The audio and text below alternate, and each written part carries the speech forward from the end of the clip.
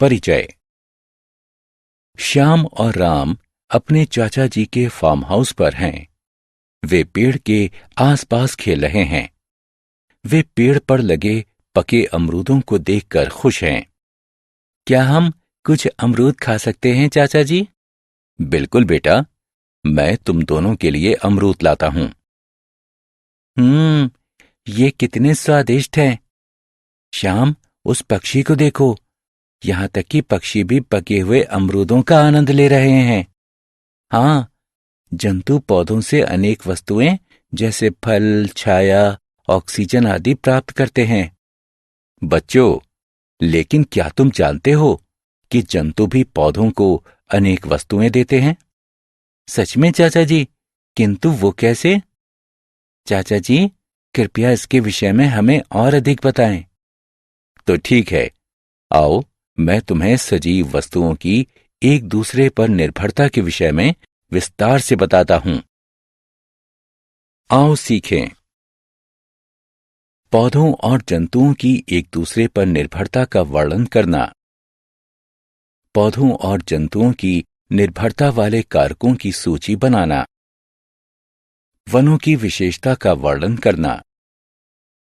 वनों के कटाव से होने वाले दुष्परिणामों की चर्चा करना। वन और वन्य जीवन सुरक्षा की चर्चा करना।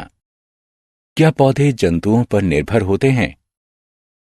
पौधों से जंतुओं को भोजन, ऑक्सीजन और आश्रय प्राप्त होता है। क्या वे इसके बदले में पौधों को कुछ देते हैं? हाँ, पौधों को अपना भोजन बनाने के लिए कार्बन डाइऑक्साइड की आवश्यकता होती है। जब जंतु सांस बाहर छोड़ते हैं तो वे कार्बन डाइऑक्साइड निकालते हैं, जो कि पौधों को प्रकाश संश्लेषण की प्रक्रिया द्वारा उनका भोजन बनाने में सहायता करती है।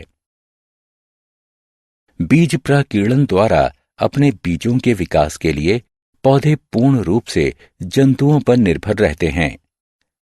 क्या आप जानते हैं कैसे? फूलों से मकरंद चूसने के लिए जब अनेक कीट, मक्खियां और तितलियां उनके ऊपर बैठते हैं तो उनके परागकण उनके पैरों के निचले भाग से चिपक जाते हैं। जब वे एक फूल से दूसरे फूल पर जाते हैं तो वे अपने पैरों में चिपके हुए उन परागकणों को फैला देते हैं। फलों का चमकदार मीठा गूदा पक्षियों और जंतुओं को अपनी तरफ आकर्षित करता है। पक्षी और जंतु फलों को खाते हैं और बीजों के प्रकीर्णन में सहायता करते हैं। इस तरह जंतु पौधों के अस्तित्व को बनाए रखने में और उनके फलने फूलने में सहायता करते हैं। वन तथा वन समष्टियां। क्या आपने इन लोगों को देखा है? जी हां, ये आदिवासी हैं। आदिवासी लोग पेड़ों की पत्तियों और फलों को एकत्रित करते हैं। आदिवासी वन्य पदार्थों जैसे गोंद, कायिक पौधे, औषधि वाले पौधे और शहद आदि द्वारा अपनी जीविका कमाते हैं। वे वनों में पाए जाने वाले विभिन्न प्रकारों के पौधों से अपना भोजन और औषधियां प्राप्त करते हैं।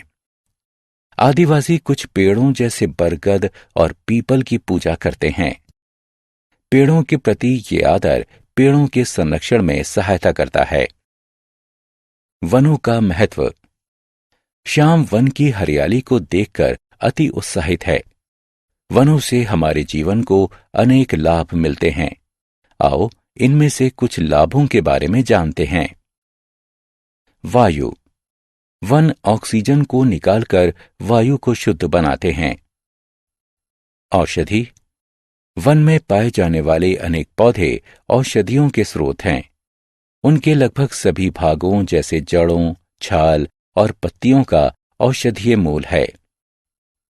जल। वन बारिश के जल के बहाव को कम करके और उसे छानकर जल की गुणवत्ता को सुधारते हैं। वे जल विभाजकों की भी रक्षा करते हैं। लकड़ियां। फर्नीचर, जहाज और घर बनाने के लिए हम वनों से लकड़ियां प्राप्त करते हैं। भोजन के उत्पाद।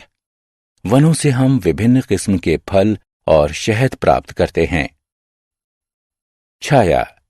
चारों तरफ की वायु और भूमि को ठंडा करके वनों के पेड़ों की छाया पृथ्वी के ताप को कम करके इसे ठंडा रखने में सहायता करती है। ठंडक। वाष्पीकरण और वाष्पोत्सर्जन के दौरान वन सौर ऊष्मा को अवशोषित करने में सहायता करते हैं। कार्बन डाइऑक्साइड का स्तर। ये कार्बन डाइऑक्साइड के स्तर को बनाए रखते हैं और इस प्रकार से पौधों की वृद्धि को बढ़ाते हैं। स्थानीय जलवायु। ये स्थानीय जलवायु को बनाए रखने में सहायता करते हैं और इस प्रकार से जलवायु में होने वाले बदलाव से भी लड़ने में सहायता करते हैं। आओ खेलें। चित्र को उठाकर सही कथन के नीचे दिए गए बॉक्स में रखें। वनों का कटाव। जब श्याम, राम और उनके चाचा जी वन के दूसरे छोर पर पहुंचे तो उन्होंने देखा कि कुछ लोग पेड़ों को काट रहे थे। आप पेड़ों को क्यों काट रहे हैं? हम इस जमीन पर चावल उगाएंगे। चाचा जी ने श्याम और राम को बताया कि बढ़ती हुई जनसंख्या और अनाज की बढ़ती हुई डिमांड के कारण वन उपजाऊ जमीन में परिवर्तित होते जा रहे हैं। वनों के कृषि वाली भूमि में परिवर्तित होने के कारण ही अधिक वन कटाव हो रहा है। लकड़ियों की प्राप्ति के लिए पेड़ों की अनगिनत कटाई से वनों का अधिक क्षय होता है। वनों के कटाव के कारण लाखों प्रजातियों के वास स्थानों का खोना सबसे भयंकर दुष्परिणाम है। वनों के कटाव से जलवायु में भी बदलाव आता है क्योंकि पेड़ ग्रीन हाउस गैसों को अवशोषित करते हैं। वनों के कटने के परिणाम स्वरूप ग्लोबल वार्मिंग बढ़ती है। हमें ये जान लेना चाहिए कि हम पेड़ों के बिना जीवित नहीं रह सकते हैं। वन की सुरक्षा। हमें वनों की सुरक्षा करनी चाहिए। वनों की सुरक्षा के लिए सबसे पहला कदम यह है कि कृषि करने या रहने के लिए जमीन की प्राप्ति के लिए अधिक संख्या में वनों के काटने को रोकना चाहिए। यह भी आवश्यक है कि वन्य जंतुओं की खाल, उनके सींग या दांतों के लिए उन्हें मारना या उनका अवैध शिकार नहीं करना चाहिए।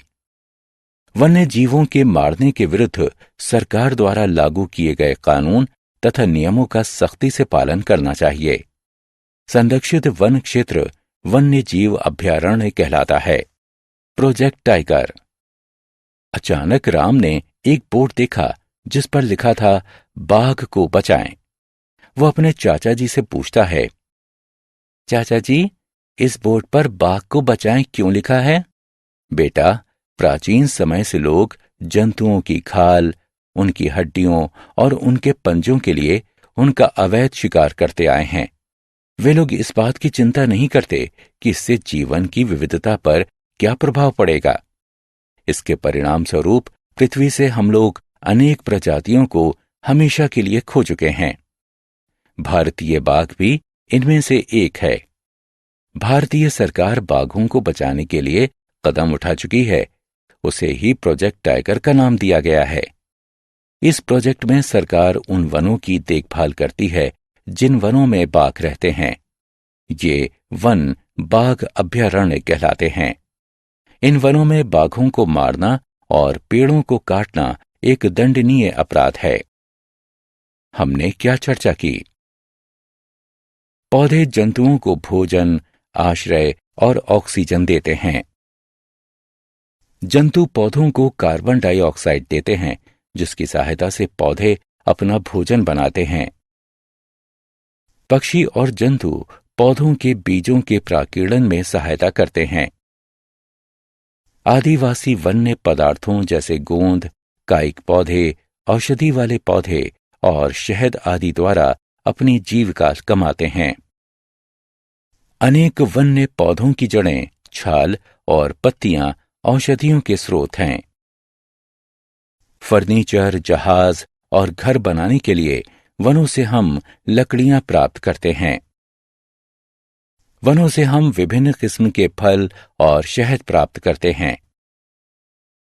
वन सौर ऊष्मा को अवशोषित करने में सहायता करते हैं। हम वनों को निम्न प्रकार से बचा सकते हैं। उपजाऊ भूमि को विकसित करने या रहने के लिए पेड़ों की अंधाधुंध कटाई को रोकना चाहिए।